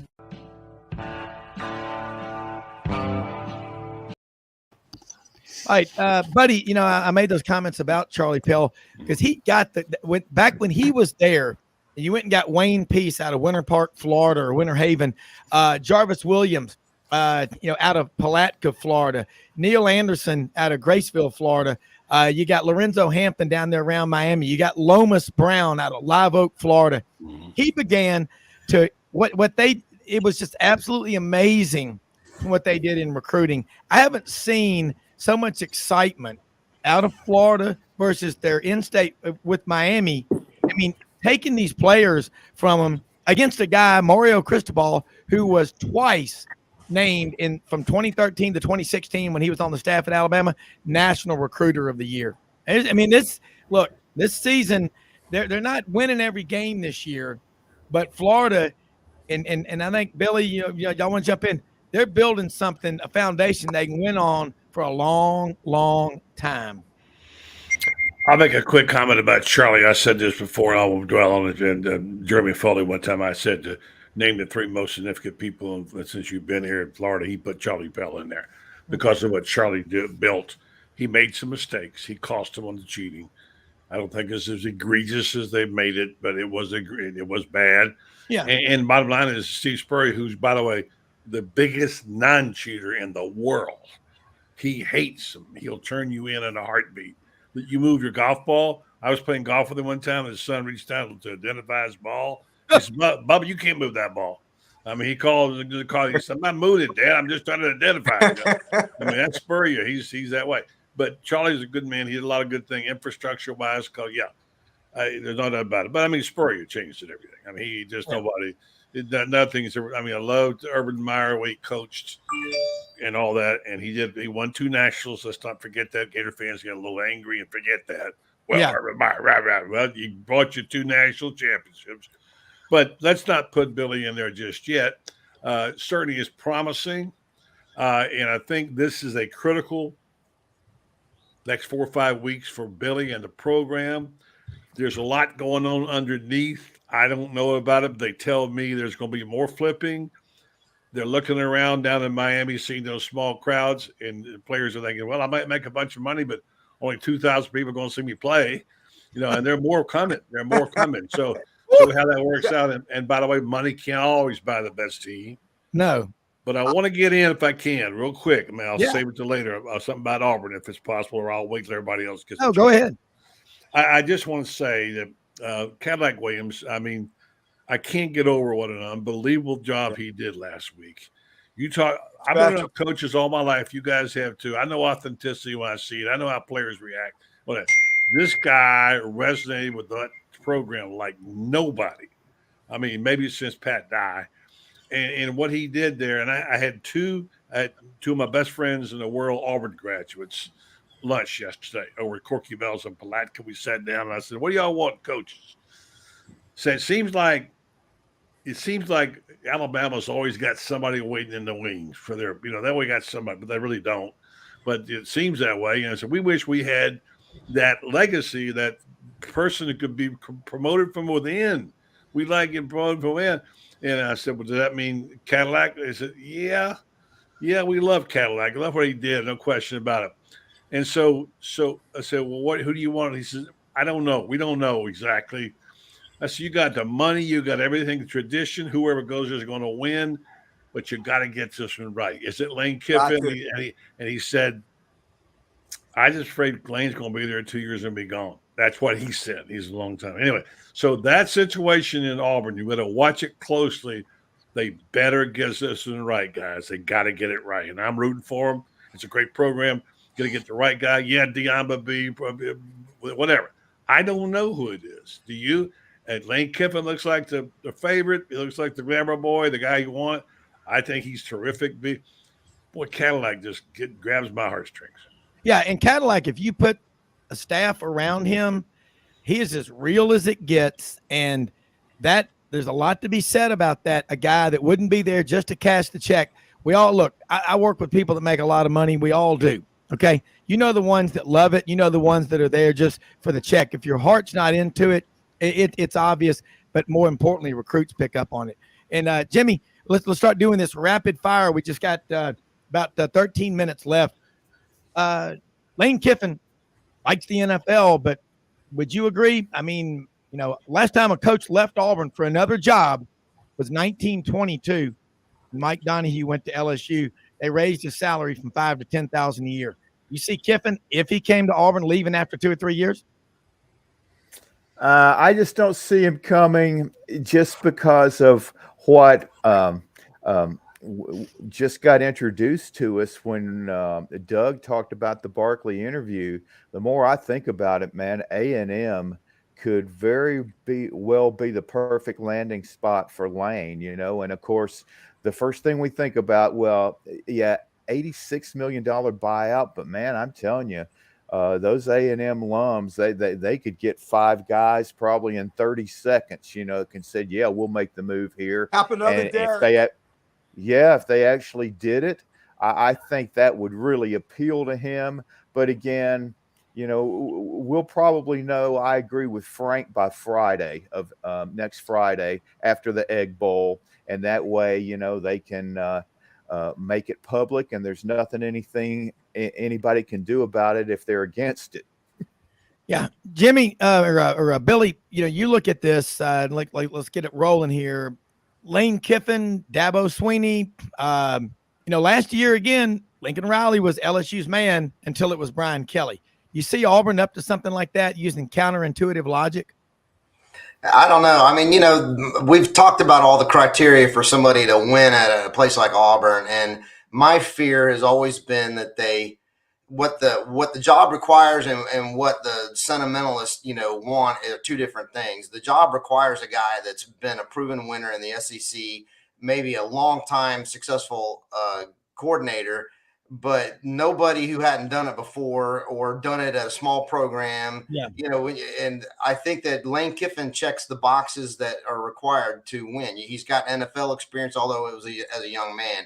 He's been a proven coordinator at a championship level. He's now been successful for several years as a head coach in the SEC. Those are all of the key ingredients that Auburn must have for somebody to succeed in that job. And the Cadillac Williams story is a nice story. I love him as much as anybody does, but you know, anybody, you know, in that spot a week or two after Harsin was let go was going to, you know, benefit from the Berlin Wall coming down type reaction that we saw, right? I mean, he benefited from that. He galvanized the fans. He certainly galvanized the players. I hope he's retained on the staff, but, you know, he needs more seasoning as a head coach because it's a demanding job and it's not about, you know, just enthusiasm. There's a lot more to it than that. I'm not saying he's not up to it. I'm saying that to Buddy's point, what if they kind of groomed him and had him as the heir apparent, you know, the next guy, kind of grow him into the job so he could be promoted from within, not in 2022, but maybe in 2026 when somebody like Lane Kiffin might jump to the NFL. That would be my dream scenario. That's mine too, because you bring in Buddy. I want to go back to you and then back up to Frank. But Buddy, you've seen a lot of coaching hires over the years. Let's say Lane Kiffin takes the Auburn job. Just hypothetically, Cadillac is assistant head coach, learns to be a coordinator, or just learns all the responsibilities because, like he said, I went from coaching my 7 guys in the running back room to over 100 and dealing with all this other stuff. Buddy, kind of put this in perspective / the vernacular for Joe Sixpack out there who's listening in Olathe, Kansas right now or watching us on his laptop. Well, I don't know if I can in Olathe, Kansas, but maybe I can in Ocala, Florida this evening. Okay. Do it that way. I tell you, this is a hard one. Obviously, the eye candy is really tempting. Lane Kiffin is the guy you want. You got to get him in there. I don't know if Lane, I mean, I don't consider it a lateral move because Auburn's got so many more resources, but that's a good lifestyle for Lane, and money doesn't motivate him. I mean, look, he's got a good life at Ole Miss. He gets whatever he wants. He's got a program going there. He's got him up to 10 wins. I mean, there's a lot to play for now. But there are certain people like Brian Kelly who say, I can never get it done at Notre Dame. If you can't get it done at Notre Dame, you got a problem. He wants to win a national championship. And you know what? BK was right. He's getting it done. He's going to play for an SEC championship. And if he wins, he's going to be in the playoffs. So he was right on that call. I don't know the answer for Auburn. I really don't. I know my dear friends, the Watsons, who are the Auburn people, they are just as good as it gets. They just are pining away for somebody to be in the system that could tap and anoint and move on. You know, and here's the other thing. What if, let's just play scenarios here. What if Deion goes and coaches someplace, say Georgia Tech, come back up to school? What if Jackson State says, let's go get Cadillac Williams? Bring him here, let him coach for a couple of years, you know. Now what's Auburn going to do next? If they don't get Lane Kiffin, where do they go? I mean, they could go get Jimbo Fisher when he gets fired, and he could coach for – I know, you're shaking your head, Frank. but Frank, look at this. He could coach for free. He's got $85 million, so he can coach for free. I don't know. It's a hard call. Sexton probably won't let him. No doubt. Here's the deal. Look, we talk about Brian Harsin. We talk about getting guys who have the big credentials. Remember this: the 2 coaches that Florida won national championships. One came from the ACC, and one of them came from the Mountain West. Okay, and if you talk about it, now, one's from the Sun Belt Conference. It can work, fellas. Don't overlook those guys down the next level. They can coach too. So it's going to be challenging and interesting. Good luck to my friends at Auburn.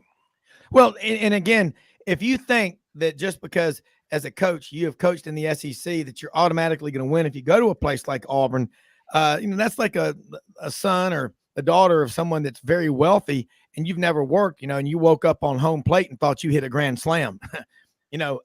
Very careful. You're right. And again, Cadillac has surrounded himself and with a lot of successful people as a head coach. If he does that, he's going to be a head coach one day, I believe. I don't know if I'm not sure if he's told Auburn, hey, I want this job really bad. But I know one thing, Billy's right.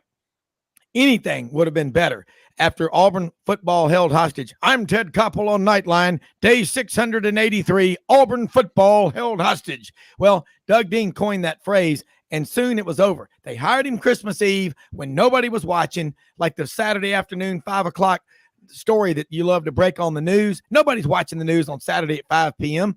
Or remember, they fired him Halloween Day, October 31st. You got to get this one right. You're right, guys. Yeah. And Buddy, Frank, Jimmy, Billy, everybody listening. You know what? You at some point, all this money you're paying on buyouts becomes real money. Again, I'm telling you right now, these wealthy boosters you talk about, like they're just going to throw money away. Well, you ought to go try to do business. I do business with people like that. I manage wealth, doing it 31 plus years. I'm telling you right now. They'll complain about a $50 IRA fee. Okay. I don't think it's as easy as you think. And again, if A&M pulls the trigger on Jimbo, guys, man, I'd like to take some crazy business deals to those same people because they're living brain donors. Well, the thing is, though, I mean, when you have these guaranteed buyouts, it's like if you or I or Frank and Jimmy, Buddy, went to a restaurant, and before the waiter brought us anything, we slapped down a $500 tip for them. That's right. And say, all right, now I want some service. Well, maybe they go have, unlimited smoke breaks because they've got your $500 tip and they don't fill your water glass. Maybe they do. It's a big risk. And so it's these buyouts and, the agents are doing their job, but it's detrimental when you give a guy an $86 million guarantee because you don't know if he's going to still grind and hustle and try to outwork Kirby Smart or Nick Saban. Those guys are the high bar right now because they would work that hard without the guarantee and without the buyout. But who knows how many coaches, can fit that category. Buddy, what have you ever gotten in your life that you value, that you treasure outside of your family and your Christian faith? What would you say you've ever had that you really love that you didn't have to work your, off for? I got lucky and they gave me an Emmy I didn't deserve. That's basically that's what happened. No, that was deserved it. Yeah. But look, self-deprecating. Yes. They don't hand those out, buddy. That's like those little Oscars, in February. They don't just hand those out. That's not like Rujas's NIL money at Miami. Come on. Yeah. That's not a participation trophy. Look, here's the thing about it. You're right, Rob. You know this. The reason these guys are wealthy is they care about the $50. They know how to make a dollar bill during a backflip, and so it does matter. It matters, but it's not everything. And I'm so happy they're learning the lesson that money can't buy a team. Okay, team. They can buy players. They cannot make a team. Sorry.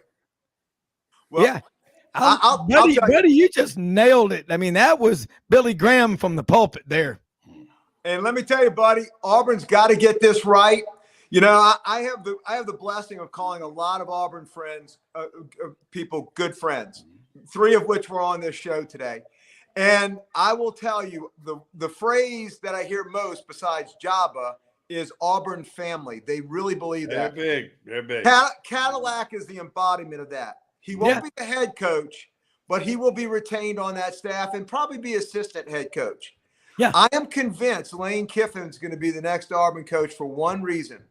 Lane Kiffin's ego. He wants to take on Nick Saban, and being at Auburn gives him the opportunity to take on Nick Saban. He has but Frank, he could replace Nick Saban one day. Think about that. I agree, but I think instead of replacing Nick Saban, I think he would like to usurp Nick Saban and Nick Saban's legacy. And the only place that he can do that is at Auburn. I'm telling you, next Friday, Lane Kiffin is going to be announced as the Auburn head coach. Yeah. And Jimbo Fisher, when we beat him in 7 days, Jimbo Fisher will be looking for a job. He'll have a lot of money in his pockets, but Texas A&M cannot sit there with egg on their face and see what they paid him and what they paid these recruits to have Jimbo Fisher only win 4 games. He can go back to work for Nick. Yeah. We got less than a minute left, guys. Awesome show. Buddy Martin, GatoradeMedia.com. The Buddy Martin Show, Monday through Thursday nights, 9 p.m. Eastern on Facebook. Hey, go out and help people with the expectation of getting nothing in return.